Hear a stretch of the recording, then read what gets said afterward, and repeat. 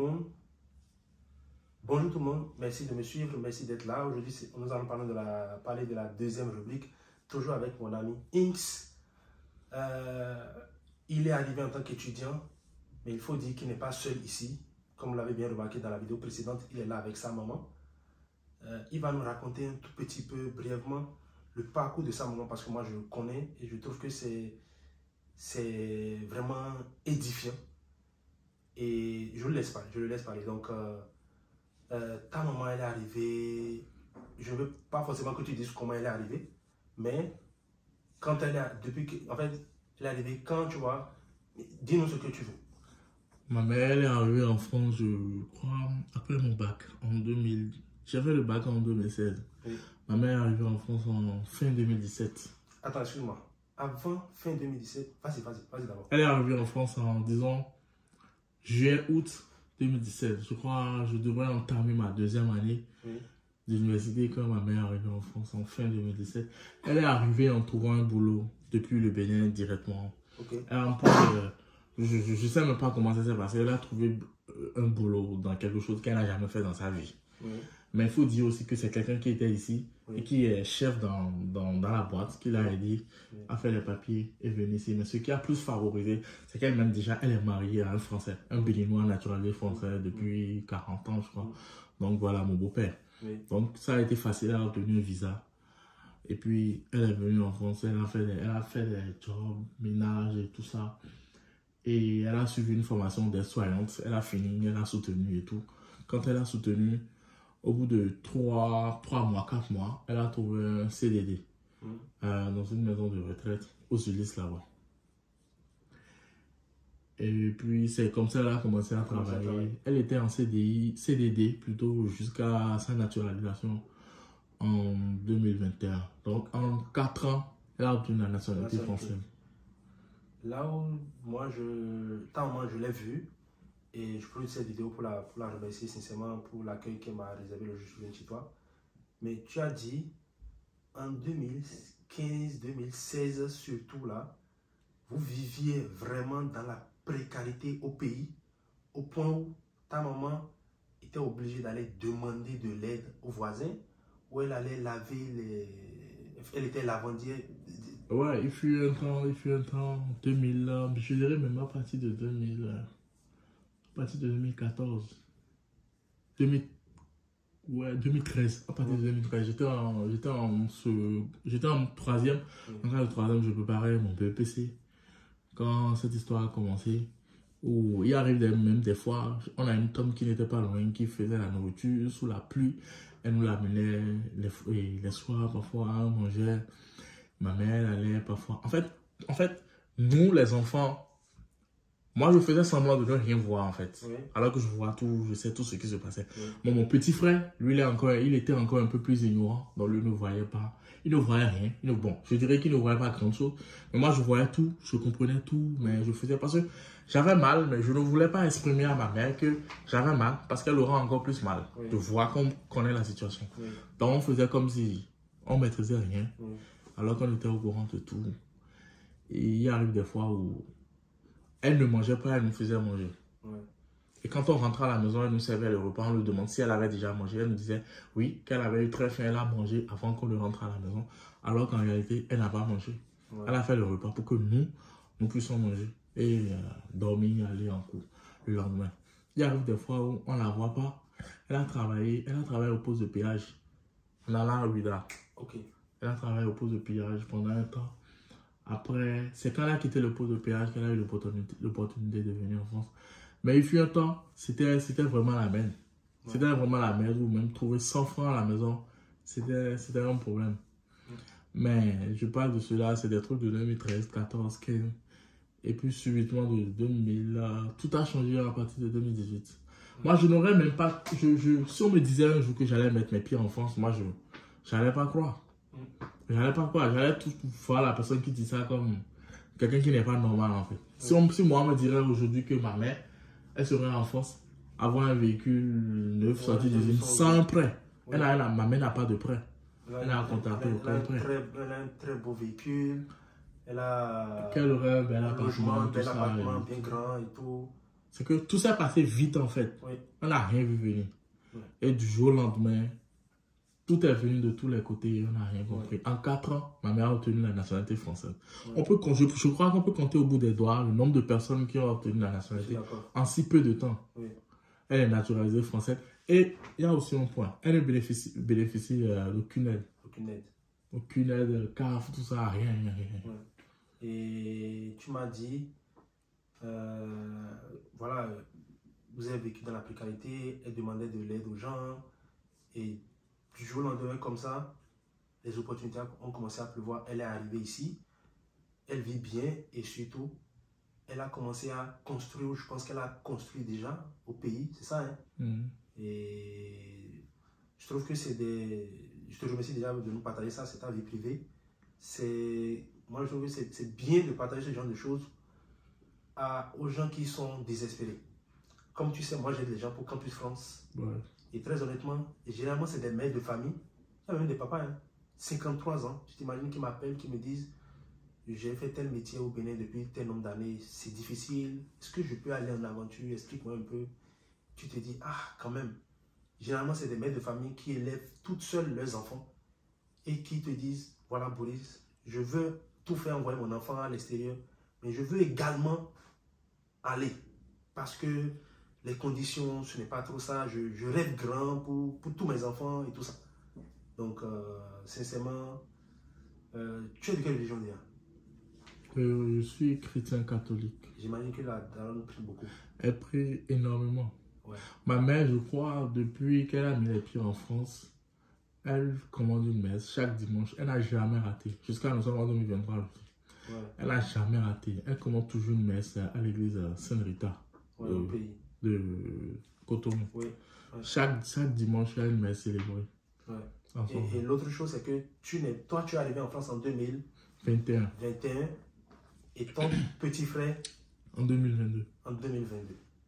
Et vous êtes combien pour maman? On est 8. Vous êtes 8.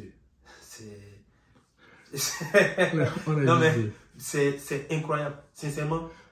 En fait, et c'est à cause de ça qu'elle a arrêté sa construction, en fait. Ok. Parce qu'elle a préféré investir, nous faire venir, que de construire. Okay. Et là, après, mon frère et moi, on peut se charger de la construction. Okay. Donc, l'essentiel pour elle, maintenant, c'est qu'elle nous a fait venir. Là, on va s'intégrer, trouver du travail, commencer à faire. Et c'est aussi des raisons pour lesquelles, cette année, je ne me suis pas inscrit directement pour faire une deuxième année, pour encore aller à l'école. Parce que j'ai déjà fait une année où on a payé une scolarité de 6 000 €. Je vais encore entrer dans une autre année. Donc, actuellement, je suis en train de chercher un boulot où je peux travailler et l'aider en fait. Parce que mon frère est dans une école où il paye 8 000 €. Tout ça, c'est en sa charge. Ouais. Je peux dire que depuis que j'ai l'âge de 10 ans, aujourd'hui j'en ai 25, je suis dans ma 26e année. Depuis que j'ai l'âge de 10 ans, je n'ai plus obtenu 25 francs de mon père. Ça ne veut pas dire qu'on est en mauvais terme, hein. On est en bon terme. On est en bon terme, il y a l'amour est là et tout. Mais le problème c'est qu'il n'a pas les moyens en fait. Il n'a pas les moyens. Et ma mère ne lui en veut pas pour ça. Ils sont toujours en contact, tout va bien. Même quand j'étais au pays récemment, j'étais avec lui, on était tout le temps ensemble et tout. Et puis ma mère, elle nous a élevés tout seul. Tout seul. C'est vrai, on a eu des aides, des oncles, des tantes et tout ça, que je remercie toujours beaucoup. Parce que franchement, j'ai un oncle, sans lui, on ne serait pas à ce niveau. Ni ma mère, ni moi, ni mon petit frère. Ma mère ne serait même pas ici. Parce qu'il arrive des fois, ma mère était ici, où elle manquait de la nourriture. Ma mère manquait de la nourriture. Nous, on était au pays, on ne savait pas. Mon frère et moi, on ne savait pas. Parce qu'au début, elle nous faisait croire qu'elle travaillait. Alors que dans ses débuts, si elle ne travaillait pas, elle dormait chez des gens. Elle faisait 3 mois ici, elle fait 2 mois là-bas, elle fait 3 mois, elle fait... Mais aujourd'hui, elle a des amis où parfois en ville, on les croise au centre commercial et tout. Et puis quand ils nous voient, mais eux-mêmes, ils sont étonnés, ils se demandent si c'est elle. Ils se demandent si c'est elle. Aujourd'hui, ma mère aide ceux-là à trouver des CDI. Elle aide ceux-là aujourd'hui à trouver des CDI dans son domaine en fait. Aide-soignant et tout. Elle aide beaucoup de personnes actuellement. Des gens qui auraient pu l'aider dans ses débuts et qui ne l'ont pas fait. Aujourd'hui, elle les aide à trouver des CDI. Et on va rebondir sur... je t'ai posé la question par rapport à ta chérie sans appeler son prénom. Ta prière à toi aujourd'hui, c'est qu'elle arrive ici cette année. Elle a fait la procédure. Et tu me l'as dit clairement, non seulement tu te bats pour rendre fière ta maman, pour l'aider par rapport à ta scolarité, la scolarité de ton frère, tu te bats également pour ta chérie qui est encore au pays. Et tu te projettes dans tout, parce que quand elle sera là, quand même, les débuts, ce serait toi, par rapport à l'emploi, les choses comme ça. Et je trouve que c'est rare. Très honnêtement, les femmes qui vont suivre cette vidéo diront la même chose. C'est rare de trouver encore des hommes comme toi qui sont aussi conscients, aussi réfléchis, qui, malgré le fait que tu sois ici, tu gardes à cœur que ta chérie au pays, elle a quand même été d'une grande aide également pour toi. Et tu milites, tu fais tout pour qu'elle vienne ici avec toi. Et moi, je te remercie pour ça. Et pour finir, comme je t'ai dit, là, cette question, je la pose aux internautes qui ont vu la vidéo. Déjà, il y a un truc. Déjà que tu viens de parler de ma chérie, je fais l'essentiel pour qu'elle puisse venir. Je sais qu'il y a des internautes, quand elles vont voir la vidéo, ou quand je parlerai surtout des hommes, quand ils vont voir la vidéo, ils vont dire, ah, il va faire tout ça, la fille va venir en France commencer à le tromper, ou bien déjà, la fille au pays est en train de le tromper. Je tiens à préciser que cette partie, c'est entre elle et moi. Oui. Que tout le monde n'est pas pareil, en fait. Oui. C'est pas parce que l'autre est à l'extérieur, sa copine est en train de faire des bêtises là-bas, oui, que la copine de tout le monde est en train de faire des bêtises. Oui. Je suis complètement d'accord avec que ça ne se passe pas de la même manière chez tout le monde. Je suis complètement d'accord. Je peux l'amener ici et après, la relation va plus tenir, elle va partir. Mais au moins, j'ai contribué à quelque chose dans sa vie. Oui.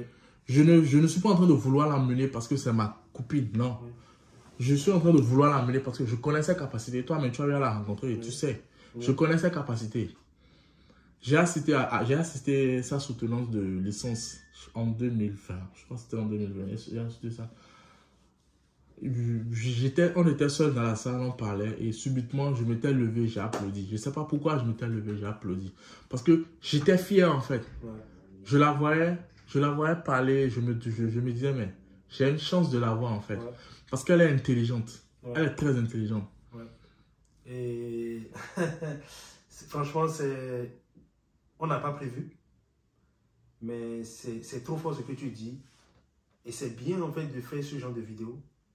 C'est bien de redonner du boost à des gens qui n'y croient plus, à des femmes surtout qui pensent que tous les hommes sont pareils et voilà, qui fustigent sur tout le monde. Moi, je connais des gens, j'ai un cousin, il a fait venir sa meuf et ils étaient ensemble et la meuf a commencé à le tromper. Oui. Finalement, la relation s'est arrêtée et la meuf, elle est partie. Oui. Mais celui chez qui elle est partie, la relation s'est arrêtée là-bas aussi. En ce moment, elle a voulu revenir de l'autre côté et c'était fermé. Donc, le bonheur de l'autre peut passer par toi. Oui. Maintenant, c'est à elle de savoir gérer son bonheur. Je crois qu'il y a un article qui a dit que Melody ou Melody n'ont pas idée. Donc, si elle doit passer par moi pour devenir quelque chose, peut-être qu'en ce moment, je lui aurais servi juste d'un pont pour aller rejoindre son bonheur. Oui. Rien, c'est pas prédestiné qu'elle finisse avec moi. C'est ce que je souhaite. Oui. Mais elle ne me doit pas tout parce que je l'ai fait venir en Europe. Je suis d'accord. Et encore une fois, je connais ta chérie, je l'ai vue. Et je souhaite vivement, toi aussi, hein, elle également, que vous finissiez ensemble. Je sais que vous allez finir ensemble. Le truc, c'est, je pense qu'il faut envoyer ce message-là à nos jeunes qui pensions que, parce que moi, c'est un exemple, j'ai fait venir ma chérie. Elle m'a trompé. Elle a commencé à ne plus me respecter. Ou elle m'a quitté du jour au lendemain. Alors c'est fini. Je vais décourager tout le monde. Je vais dire, non, en fait, toutes les femmes sont comme ça. Non, il y a des gens qui ont fait venir, moi j'en connais, qui ont fait venir leur petite amie. Ils ne regrettent pas. Ils sont super heureux avec elle. Donc, en fait, c'est de la même façon on dit, les Béninois sont des sorciers. Ça n'a pas de sens. J'évite même de dire aux gens que ma meuf est au pays. Ouais. Parce que aussitôt tu dis elle est au pays, on commence à te dire du n'importe quoi. Elle est là-bas, elle te trompe, que tu faut la zapper, il faut dire des trucs. Et quand on commence à te dire des trucs, toi-même tu commences à te poser des questions. Et ça arrive souvent, on commence à se disputer là-bas. Oui. Alors que tu accuses la pauvre alors qu'elle ne fait rien. Oui. Ouais, et franchement, c'est pas facile aussi. Donc, je les exhorte à ne pas écouter ceux-là. Oui, je suis complètement d'accord avec toi. Donc, voilà. Après, c'est aussi parce qu'elle t'a prouvé sa loyauté. parce que vous n'êtes pas mis en couple il y a une semaine. Non. Vous étiez ensemble depuis le pays, tu es arrivé, tu la connais en fait. C'est plus une relation de c'est ma chérie, c'est une relation de c'est ma soeur. Tu m'as carrément dit que tu la crains parce que tu connais ta chérie, tu sais qu'elle n'aime pas certaines choses. Voilà, donc des gens verront cette vidéo et ils vont se dire, oui, moi j'ai fait venir ma chérie et ça fait 20 ans que nous sommes ensemble, elle ne m'a jamais trompé, elle ne m'a jamais quitté. Et nous sommes heureux ensemble. De la même façon, il y a des gens qui vont dire, moi j'ai fait venir ma chérie, on n'est plus ensemble. Il y a du bon, il y a du mauvais partout. J'ai même déjà très hâte de lire les commentaires. Je suis sûr que la vidéo elle est super longue. Là, on vient de faire 2 vidéos.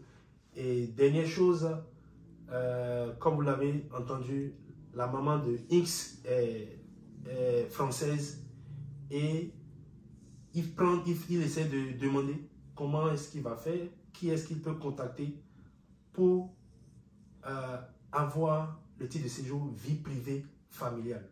Moi j'ai lu, je sais un peu, mais vous savez, il faut quand même se renseigner. On ne sait jamais, peut-être qu'il y a un internaute qui a un contact ou qui maîtrise, parce qu'il faut forcément un très bon dossier. Donc comment est-ce qu'on peut faire pour que voilà, il puisse entrer en possession de ce type de séjour, son frère et lui, et que voilà, la vie en Europe leur soit plus facile en tout cas, qu'il passe du statut étudiant au statut vie privée familiale. Merci X de m'avoir permis d'être avec toi et à bientôt. Et c'est fort!